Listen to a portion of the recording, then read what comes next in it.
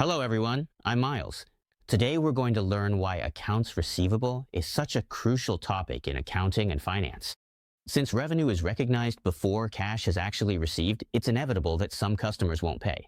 Modern accounting standards require businesses to estimate losses in advance, rather than waiting until bad debts are confirmed. This involves two key concepts: bad debt expense, BDE, which is an estimated item on the income statement, and the allowance for doubtful accounts. The allowance for doubtful accounts, ADA, on the balance sheet is a contra-asset account. The accounts receivable amount shown reflects management's best estimate of what can actually be collected, rather than being blindly optimistic. Under the allowance method required by GAAP, companies must record bad debt expense and use 8A to reduce the total accounts receivable. The net accounts receivable equals total accounts receivable minus ADA, when a specific bad debt is written off later. Both accounts receivable and ADA decrease at the same time. But this does not affect profit, because the expense has already been recognized earlier. There are two main methods for estimating bad debts. First, the percent of sales method, where bad debts are calculated as a certain percentage of total credit sales. Second, the aging of accounts method, which estimates the required ending balance of ADA based on the age of accounts receivable. The bad debt expense is then the amount needed to bring ADA up to this required balance. The difference is exactly where judgment comes into play. After all, the lower the estimated allowance for doubtful accounts, the higher their reported profit. Next, let's look at a few examples. Percent of sales method, using the income statement approach. Credit sales are $200,000 and the bad debt rate is 2%. With a tax rate of 20%, the bad debt expense equals $200,000 times 2%, which is $4,000. Debit bad debt expense $4,000. Credit allowance for doubtful accounts ADA $4,000. Pre-tax profit decreases by $4,000. Tax decreases by $4,000 times 0.2, which equals $800. Net profit decreases by $3,200. Example 2. Aging analysis method using the balance sheet approach. Beginning ADA balance is $6,000 on the credit side. The aging analysis requires an ending ADA of $18,000, so an additional $12,000 needs to be provided. The accounting entry is debit bad debt expense BDE $12,000, credit allowance for doubtful accounts ADA $12,000.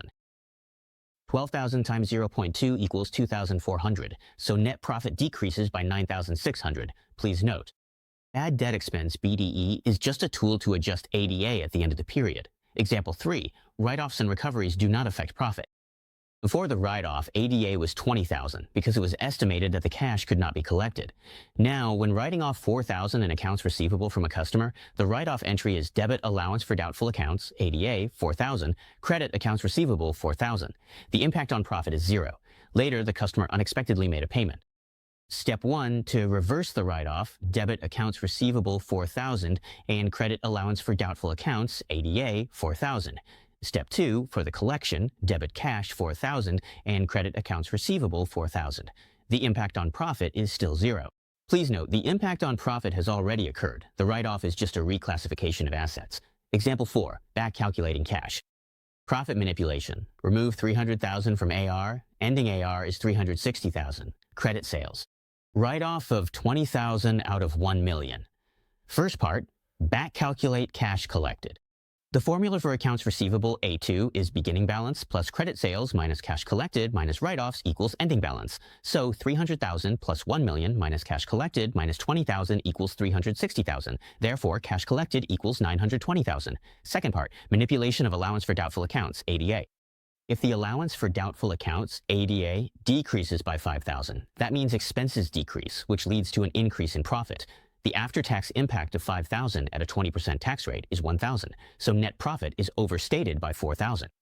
The assumptions made for the allowance for doubtful accounts directly determine whether the profit is real or not. Accounts receivable is the dividing line where accounting shifts from bookkeeping to judgment. Bad debt expense is a prediction about the future.